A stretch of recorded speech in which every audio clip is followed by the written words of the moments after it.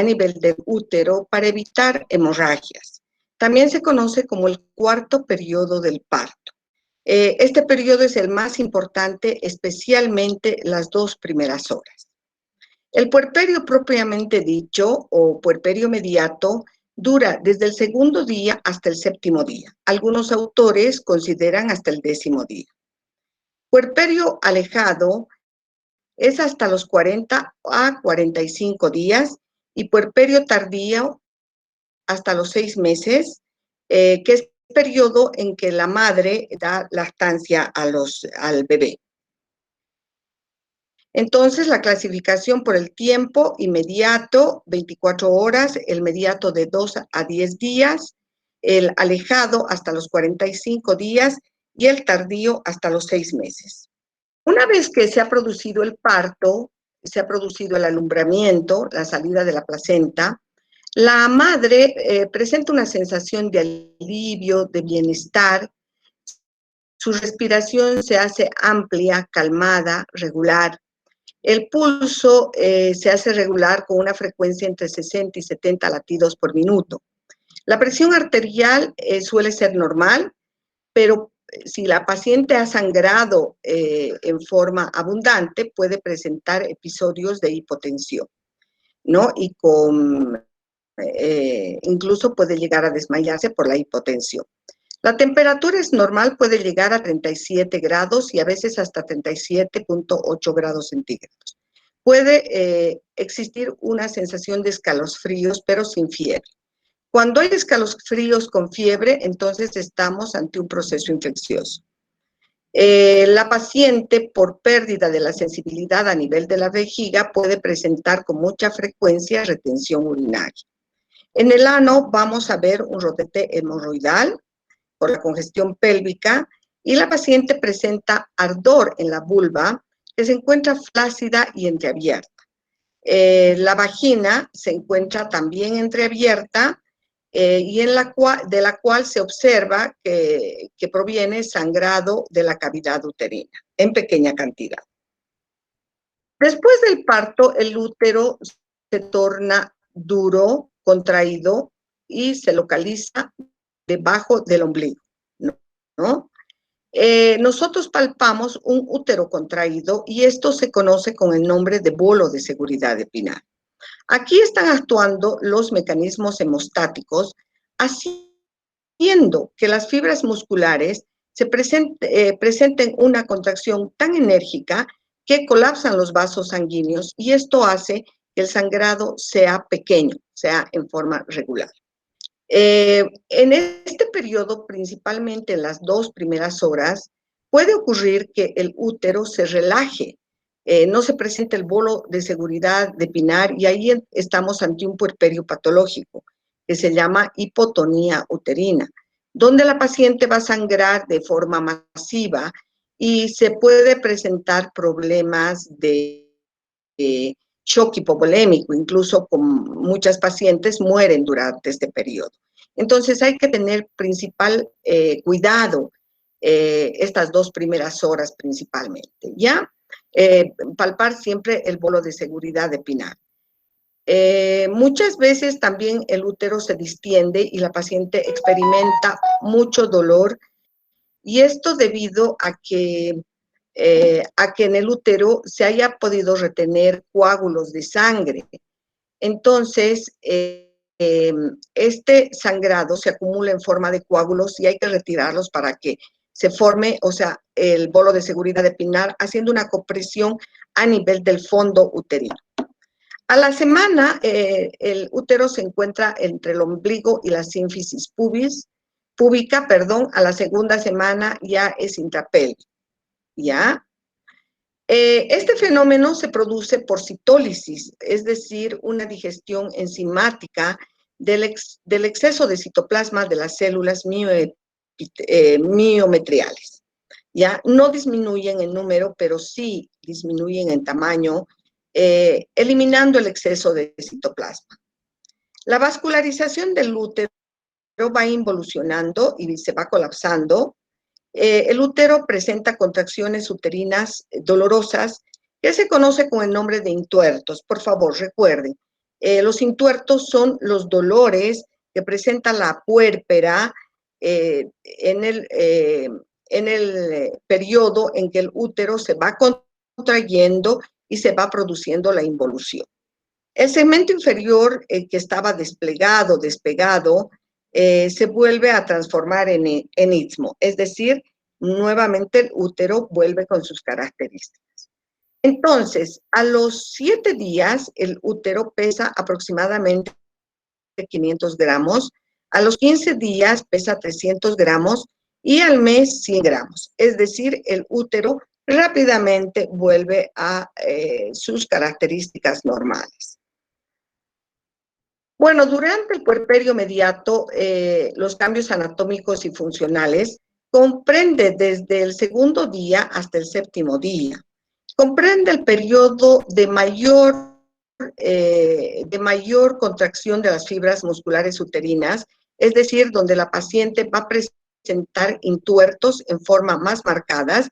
La paciente multipara siente estos intuertos de una forma más intensa que la primigesta. Existe mayor secreción de loquios y comienza a bajar la leche con la instalación de la lactancia.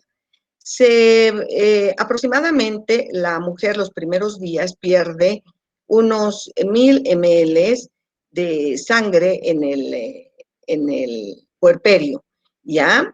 El peso va disminuyendo alrededor de 2 kilos a la primera semana. Tenemos que considerar que después del parto, la paciente pierde peso, porque por un lado el bebé que pesaba 3 kilos, el útero 1 kilo, la placenta, el líquido amniótico, todo esto se suma y hacen aproximadamente 5 kilos. Cosa que a la semana, al final de la primera semana, 2 kilos más porque pierde el líquido intersticial extracelular que ha retenido. Entonces, la involución del útero, aquí vemos en esta gráfica, cómo va disminuyendo el tamaño del útero y que más o menos al 10º día ya no se lo percibe en el abdomen. El endometrio. El útero está revestido por la decidua y que se desprende y va a dar lugar a los loquios. Los loquios contienen células deciduales que están más o menos necróticas, hematíes y bacterias. En el lugar donde estaba implantada la placenta, se presenta una solución de continuidad, ¿no? Y de acá comienza a emanar sangre y también posteriormente va a emanar secreciones serosas y también algo necróticas y con fibrina. Existe una disminución del edema de las fibras musculares, contracciones de la luz de los vasos que irrigaban la placenta. Las contracciones uterinas se produce una disminución del aporte sanguíneo al útero, ocasionando una isquemia, la cual produce una autólisis y degeneración de las fibras musculares. Se produce la hemostasia uterina, la expulsión de las secreciones de la superficie cruenta del útero en forma de loquios. La superficie cruenta es el área donde se encontraba implantada la placenta. Entonces los loquios, los primeros días son los loquios sanguinolentos, es pura sangre roja, ¿no? Con coágulos. Se llaman loquios rubra o loquios rojos. Posteriormente los loquios son serosos, serohemáticos, después de los 3 a 4 días, y los loquios alba después de los 10 días, que ya son loquios claros, una secreción clara, pero presenta algunos días un sangrado escaso. Entonces, los loquios rojos o rubra, los 2 o 3 primeros días posparto, loquios serosos, disminuye la pérdida de sangre y va aumentando las exudaciones. Los loquios blancos a partir del 10º día y contiene una cantidad incrementada de leucocitos. Esto dura aproximadamente 33 días, pero entre medio puede presentar un poco de sangrado la paciente. La capa basal de la decidua regenera y da lugar al endometrio. Ahora vamos a ver. Regeneración del endometrio. La herida de la superficie interna del útero que se produce por el desprendimiento de la placenta y las membranas de la capa esponjosa. La capa compacta se elimina adherida a las vellosidades coriales. 2 o 3 días posteriores al parto, la decidua se divide en 2 capas. La capa superficial, esponjosa, que se necrosa y desprende como loquios. Y la capa basal, adherente al miometrio, contiene glándulas endometriales y esta da lugar al nuevo endometrio que se presenta, que se forma entre la segunda y la tercera semana. Los loquios están constituidos ¿por qué? Están constituidos por secreciones de la gran superficie cruenta del útero, donde estaba implantada la placenta. Restos de decidua, sangre que proviene del lugar de inserción del lecho placentario, grumos de vernis gaseoso, lanugo y exudados de la herida proveniente de la vagina y el cervix. ¿Qué pasa con el cuello uterino? A las horas que ha nacido el bebé, que se ha producido el parto, ya el conducto cervical externo comienza a formarse, a engrosarse. Claro que permanece dilatado, más o menos una dilatación de pasa 2 dedos tranquilamente por el cervix. A los 8 días ya se forma el conducto cervical con el orificio cervical externo y el interno. Todavía está un poco permeable, para los 14 días estar cerrado. ¿Ya? Al final del parto, el orificio cervical externo se va engrosando y se estrecha, tomando la forma inicial, y a la semana el nuevo conducto cervical ya está formado. Bueno, el cervix uterino antes del parto es puntiforme, se lo observa como una muesca, no es una muesca, sino como un puntito al centro del cervix, ¿no es cierto? Una vez que se ha producido el parto por vía vaginal, este se ve como una muesca, ya no vuelve a su forma original, que era puntiforme. Ahora ya se encuentra como la muesquita, como una rayita transversa. La vagina ha aumentado de tamaño porque es el conducto por donde ha pasado el producto, entonces se ha dilatado bastante, se ha ensanchado. Bueno, al pasar el bebé puede haberse presentado desgarros. La mucosa se encuentra lisa y se encuentra edematizada. A las 2 o 3 semanas, la vagina cicatriza y se hace más estrecha, pero nunca retorna a su diámetro original. Reaparecen las arrugas propias de la vagina. Entonces vemos que, ¿qué pasa con la vagina? Disminuye su tamaño gradualmente, recupera su estado a la 3ª semana y reaparecen las arrugas y la mucosa se ve engrosando. La vulva. Bueno, en la vulva, a nivel donde estaba la membrana himeneal, se forman las carúnculas mirtiformes, que son las cicatrices de la membrana himeneal. En el perine puede existir desgarros que estos tienen que suturarse. Muchas veces existen desgarros especialmente parauretrales que producen un sangrado que es pequeño, pero que puede sangrar en forma constante y puede ocasionar un estado de anemia muy intenso en la paciente. Entonces, cuando existen desgarros y vemos que el sangrado es en forma continua, tenemos que repararlos. En el suelo pélvico también existen desgarros de los medios de fijación músculo-aponeuróticos. Y estos desgarros, si no se suturan en forma adecuada, si no se reparan en forma adecuada, permitir que a la larga la paciente tenga prolapsos vaginales, cervicales y uterinos. ¿Qué pasa con los ovarios y las hormonas? Bueno, en el puerperio sabemos que la hormona, la prolactina, comienza a elevarse. Los estrógenos, la progesterona, después del parto, se mantienen en niveles muy bajos. al igual que la FSH y la LH.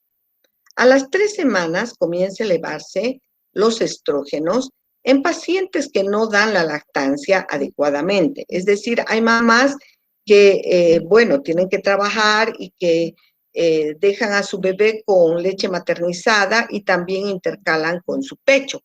Estas pacientes a los 40, 45 días, como ya hemos visto que se forma el endometrio, van a menstruar. Las pacientes que dan la leche en forma exclusiva, que dan una lactancia adecuada al bebé, entonces normalmente no menstruan, ¿no? Pero puede que ovulen en forma insensible y es por esto que hay que buscar un método adecuado de planificación familiar para estas pacientes, porque no es raro encontrar que la paciente se ha desembarazado y a los 3 meses nuevamente está embarazada. Ahora, los cambios locales a nivel cardiovascular, vemos que el gasto cardíaco y el volumen plasmático recupera la normalidad a la segunda semana. El corazón, que estaba en una situación transversa, vuelve a la normalidad, se normaliza en su posición original. El volumen sanguíneo disminuye alrededor del 20% hacia el 5.º día del posparto, como resultado de la pérdida promedio de 1.000 ml de sangre en los loquios. La pérdida promedio del líquido puerperal es de unos 4 kilogramos.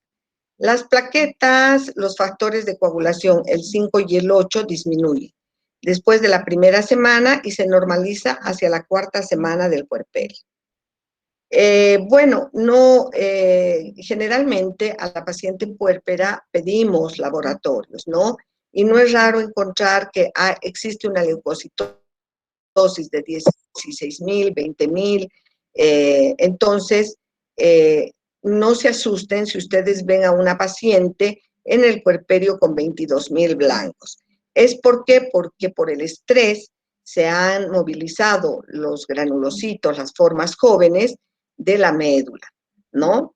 Existe linfocitopenia, eosinofilia, trombocitosis, aumento del fibrinógeno y otros factores de coagulación. El hematocrito y la hemoglobina permanecen variables de acuerdo a la cantidad de sangre que la paciente haya perdido. Si ha perdido mucha sangre, entonces va a presentar anemia.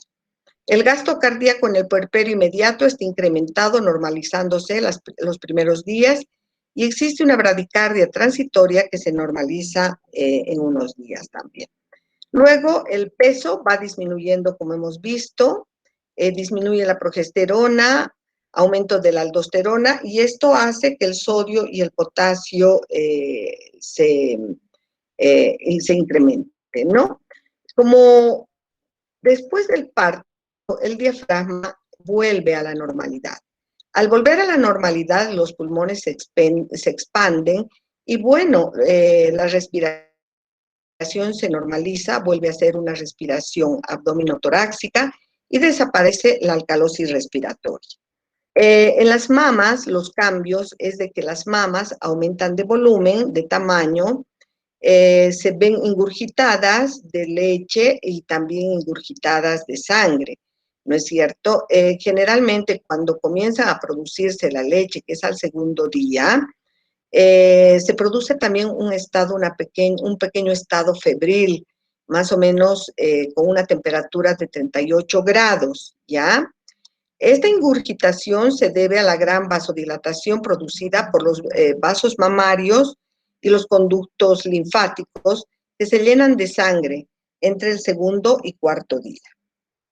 Ahora, después del parto comienza a emanar un líquido por el pezón que se conoce con el nombre de calostro.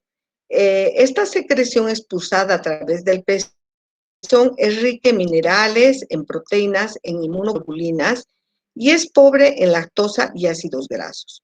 Dura aproximadamente los 5 primeros días del bebé. Es muy importante que el bebé consuma el calostro porque la madre le está pasando las inmunoglobulinas de todas las enfermedades que ella ha tenido. entonces también muchos elementos que no va a encontrar en la leche maternizada. Es muy importante el consumo de este calostro.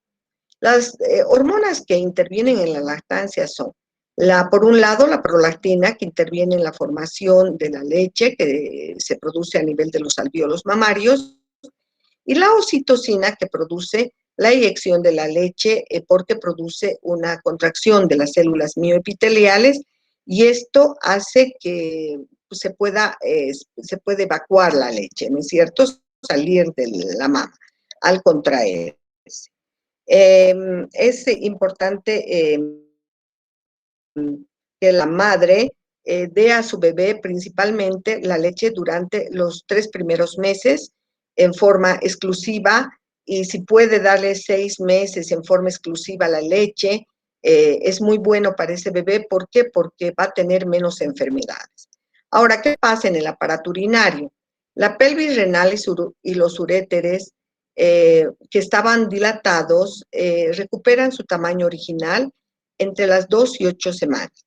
Las micciones van a estar incrementadas en volumen los primeros días, ¿no? Porque va a disminuir el líquido intersticial que se ha formado durante el embarazo, y se produce también un aumento en la mitad inferior del cuerpo por el aumento del volumen del útero, ¿no? Y los cambios hormonales entonces hace que haya edema de miembros inferiores, y esto tiene que irse eliminando, y se elimina mediante la orina. También, si durante la cesárea o el parto la mujer ha recibido mucha cantidad de líquidos, estos líquidos hacen que las micciones sean frecuentes. De 2 a 3 días se incrementa el estrógeno ureico por la autólisis uterina, por la destrucción por el consumo del citoplasma. Disminuye la sensibilidad de la vejiga y del músculo detrusor, ocasionando atonía vesical y muchas veces orinas imperceptibles, es decir, que se puede vaciar la vejiga y la paciente no se da cuenta. ¿Por qué? Porque ha perdido la sensibilidad a nivel del músculo detrusor, que después va a volver a la normalidad. Existe sobredistensión de la vejiga que genera orina residual, y esto nos va a predisponer a las infecciones urinarias. Entonces, aparece un aumento del filtrado glomerular, por consiguiente, un aumento del número de micciones y, por tanto, aumenta la diuresis total. Se considera fisiológica la presencia de proteinuria y en ocasiones también glucosuria.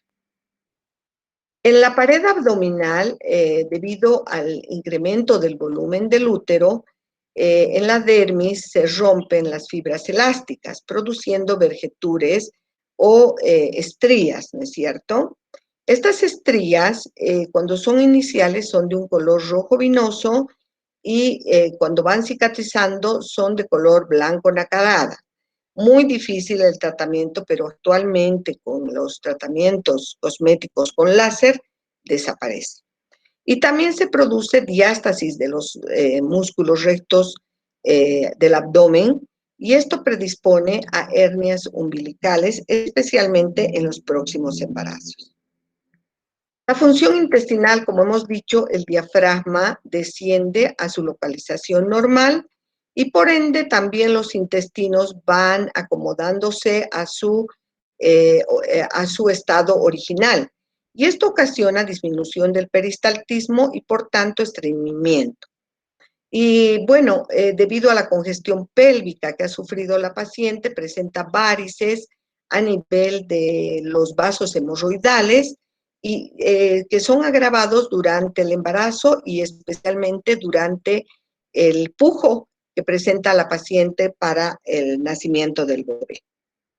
Entonces, el control tiene que ser muy estrecho durante las primeras 2 horas. Nace el bebé y la paciente con su bebé va a pasar a un alojamiento conjunto, a una salita aislada. donde puede, si estamos en la maternidad, donde puede haber otras pacientes que también están puérperas. ¿Qué vamos a controlar en estas 2 primeras horas? Vamos a hacer un control cada 15 a 20 minutos. Vamos a controlar el pulso, la presión arterial, el volumen de sangre que va perdiendo por los genitales externos, que es muy importante esto porque a veces el sangrado es muy abundante y si no nos damos cuenta, la paciente puede choquearse. Vamos a palpar cada 15 a 20 minutos el bolo de seguridad de Pinar, ¿ya? Una vez que ha pasado las 2 horas, ya pasa a sala generales. En la sala general ya los controles van a ser entre 8 y 12 horas, ¿ya?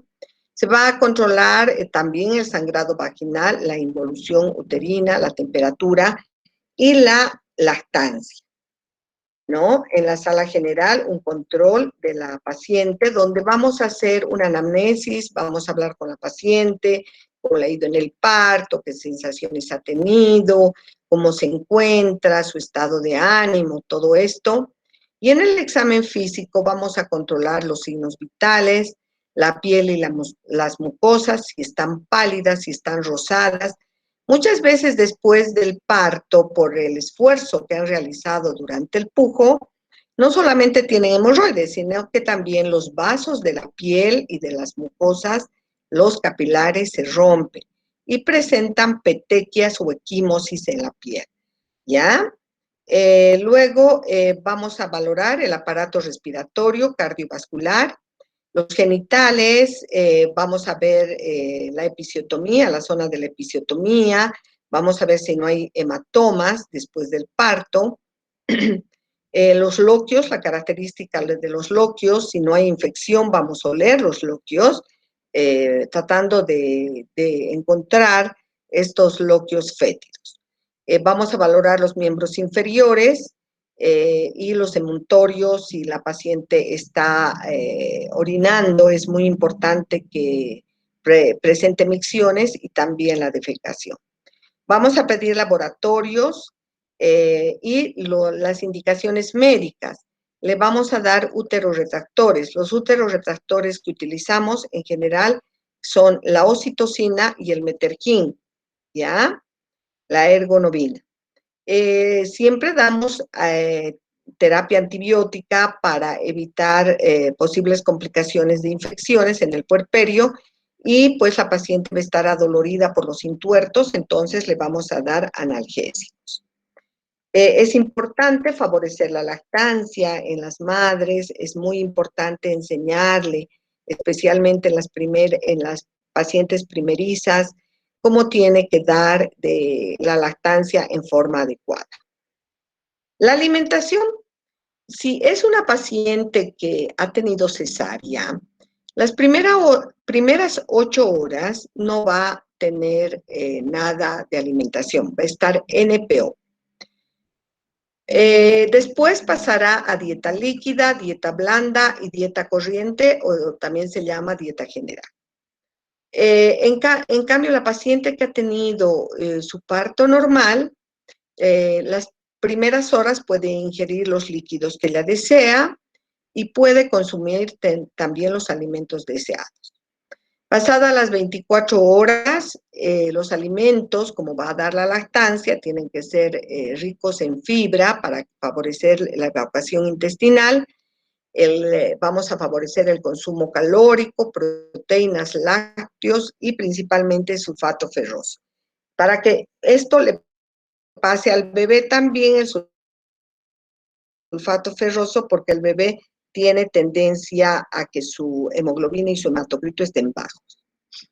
El periné, vamos a vigilar el estado de la episiotomía, de la episiorrafia, si no está tensión, si no presenta eritema, si no hay dolor, si no hay edema, ¿ya? Y muchas veces también existe, debido a que hemos suturado de una manera incorrecta, se pueden hacer hematomas, que estos pueden ser muy grandes y hay que sacar todos los puntos, ver el vaso que está sangrando, hacer la hemostasia y nuevamente suturar.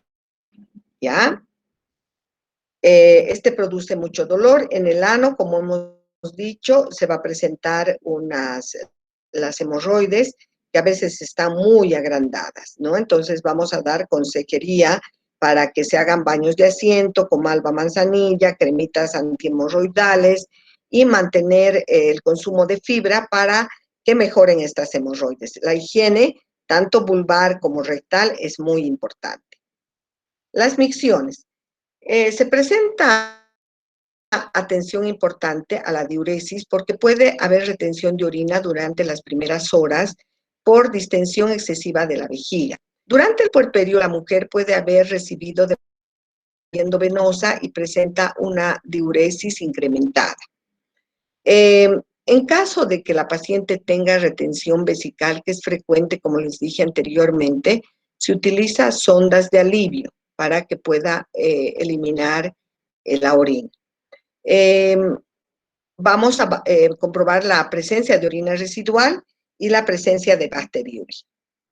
Higiene corporal, duchas diarias, control de las características y el olor, el color de los loquios, control de los desgarros, de la episiotomía. Hay que higienizar con agua y antiséptico cada 8 a 12 horas y control de las deposiciones, ¿no? Hay que favorecer la deambulación precoz, especialmente tanto en las pacientes cesariadas como en las pacientes de un parto eutóxico, ¿no? ¿Esto por qué? Porque va a favorecer las deposiciones, va a evitar la retención urinaria y va a evitar también los episodios de embolismo y trombosis venosa que se puede presentar.